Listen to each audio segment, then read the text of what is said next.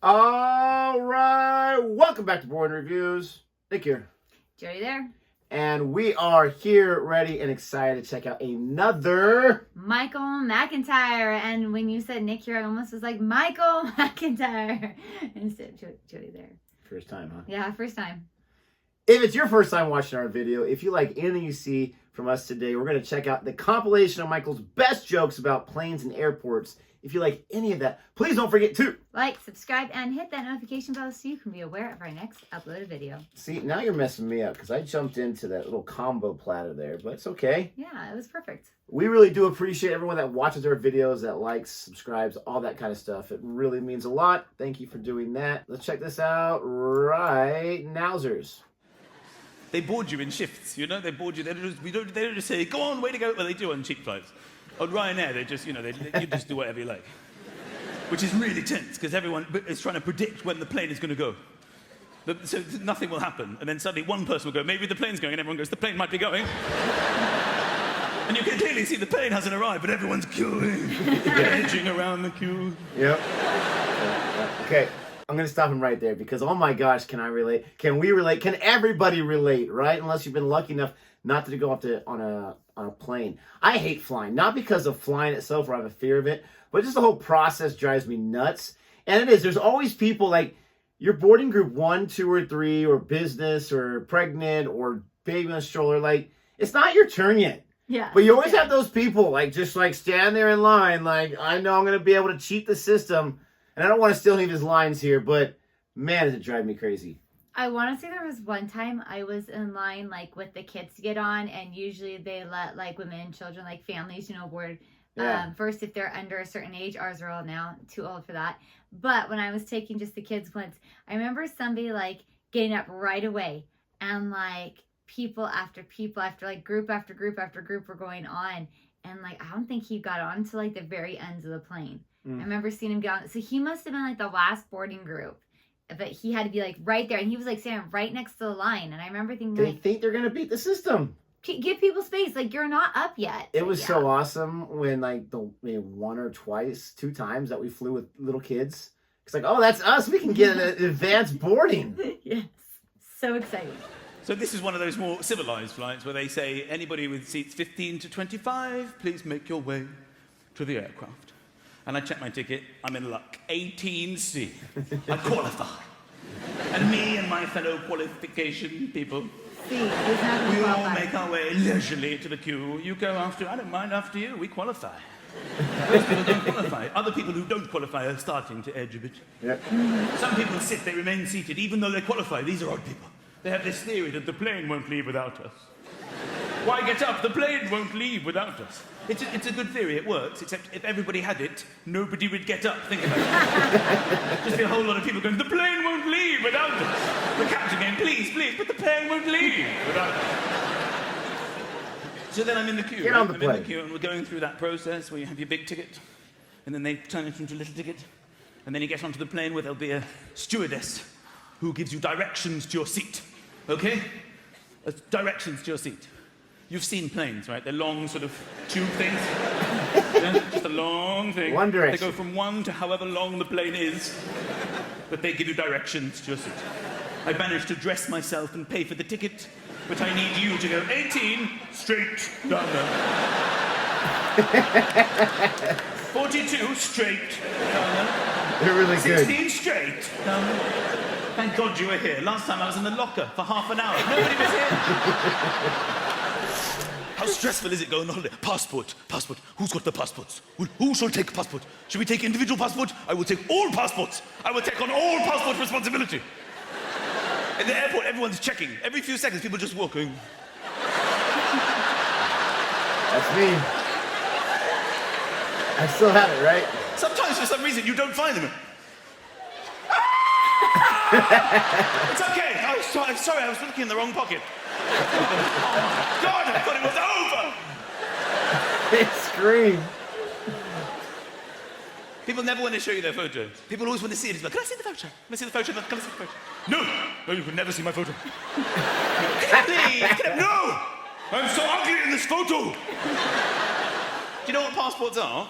They're an accurate representation of your face. So that you can pass ports. That's what you look like, okay? Deal with it. You'll probably notice when you go through customs, people don't go, oh, you are so hideous, but quite model-like in the flesh.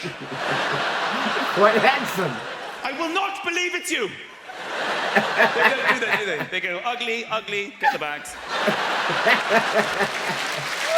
I do not believe it's you. That's hilarious because awesome. that is exactly me. Like, nope, you don't need to see my passport, you need to see my ID. It's a really, really bad photo. So apparently now I know. I think it's an improvement. We've probably all been in this situation before. There's always a little trouble as to find which is your seatbelt. Various seatbelts. Then I normally have to go all the way. I don't know about you, but I would take this to its absolute maximum and then give me a little bit of room. That pops in there, nice and relaxed. And then rude people, as soon as the sign's off, there's a boom, they will immediately recline. You know who you are. As soon as it's off, they'll just go, right, that's me. Just so you know, the person sitting behind you is staring at the back of your head, pleading to the horror. Look at this guy. Look at this rude recliner. Because the more polite of us, and you also know who you are, and I count myself among them, you will do it in increments. Just every sort of 10 minutes, I will slowly, just move a little bit. No one's looking. And then there you are, after 40 to 50 minutes. And there behind you going, how the hell did he do that? Yes, that's the idea. Slow, incremental reclining. I don't recline back at all. If it gets chilly, shoes tend to go off. Always a little bit embarrassing. So they always say, leave your seatbelt on. They say, leave it on in case of turbulence. So you have to leave your seatbelt on. Then the blanket goes there. Then you try and sleep. But then sometimes the stewardess, there's turbulence. The stewardess comes around. She goes, excuse me, sir, is your seatbelt on? And it's a very awkward moment when you have to lift and direct her. Yes. Right there. Awkward moment I'm sure we've all been through. So you've got all the things here. The armrests move, the tray comes down. We've even got food here, which we can go through, which is absolutely revolting. We've got the hardest bread you'll ever get in the world. And then, of course, they come down and they go, would you like the chicken or the fish? Chicken or the fish, sir? We've got chicken or fish. Then you go, oh, I think I'll have the chicken. They go, we're out of chicken. All right,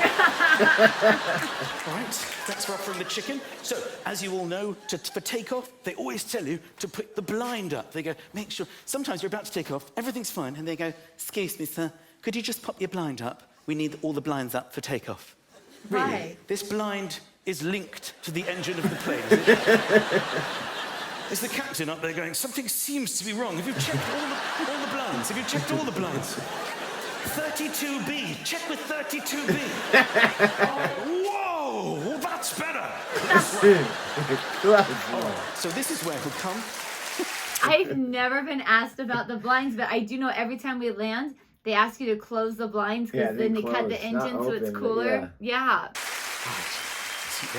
That's another thing that happens, is when it ends, when the plane, because it's a race, isn't it, to get off the plane?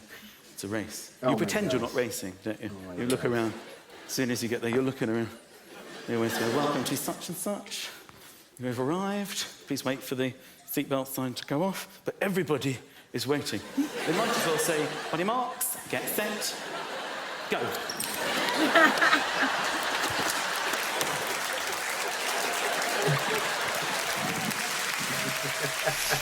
Sometimes you politely let people off into the aisle. No, after you. No, please, after you. But you're eyeballing them. I'll get you in the tunnel, dickhead. This lead that I just gave you, I'll be reclaiming that in the funnel before we even reach the tunnel. Because as soon as you get out, you've got your bags, you start jockeying for position, overtaking. Sometimes they respond, but they never look over. They've never acknowledged that there's a race. They speed up. No, you bloody don't. But they never acknowledge that it's a race. I know exactly what's going on here. People's children, I need to pee. There's no way we can pee. We're in fourth place. Piss your pants. We could win this. Come on. We can win this. I like it when you get to the moving floor, you know, the travelator floor. You know, when you step on and suddenly you're moving at twice the speed. Because right next to the moving floor is a non-moving floor option. Which I think we can just call floor, now that I think it. And most normal people take the moving floor option because the bloody floor is moving.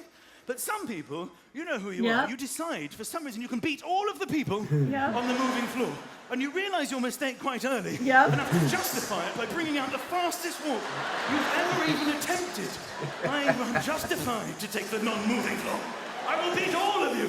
But you can't. I have never understood people like don't just get on the moving floor. Well, it's like an ego thing. It's like a pride thing. Like, I am too good for the floor to move for me. I will move myself. And my biggest pet peeve, though, is when you're at the moving floor and, like, you want to walk, but there are people just standing there leisurely. But like, see, they would say, like, walk. if you want to walk, to go on the walk, and this is me for me to rest, it's going to move for me. But I'm like, I'm like, double the space half the time. Let's so go. You're on that race?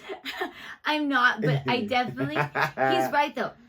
Because I have flown quite a bit with my kids and by myself in the summer, because we do, like, a little different things, and I want to get out of the airport. I don't know why. Like, I want to be there early so I don't miss my plane. But once I'm done, I'm like, let's go. Well, I don't think anyone wants to hang out and party and go to the disco at the airport. Right?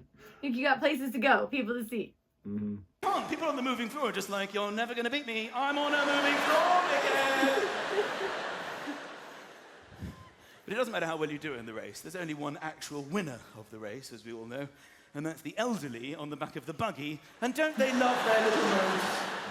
As they come beeping past. Beep, beep, beep, beep, beep. But then you've got to get through customs. And let's be honest, that slows you down. It doesn't matter if you've done very well out of your plane, because lots of the planes are arriving at the same time. And then when you've got to do the passport, that's when it can be big queues, regardless of how well you've done in your initial race. That's where they have the big ropes, the big zigzag rope system to accommodate all the people, right? And sometimes you get there, and there are no people. You can't believe it. It's amazing. It's just like, oh, this is the Holy Grail. It's just empty ropes and people waiting for the passports. We're going to be out of here in no time. I don't know how other nationalities deal with this situation. I presume that Americans just hurdle the ropes. Yeehaw! Pass me the kids, honey. Woo! Underneath, actually. Yeah, so we go underneath. Germans probably unhooks the rope, family comes through, then rehooks the rope on the other side. Unhooks the next rope, family, come on through. Now I shall rehooks the rope on the other side. Unhooks the following rope, family comes through. Brazilians probably do limbo under the ropes. British people, it doesn't even cross our minds. We just look at the ropes, and off we go.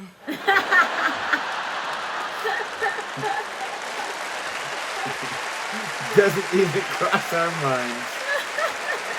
Carrying a suitcase.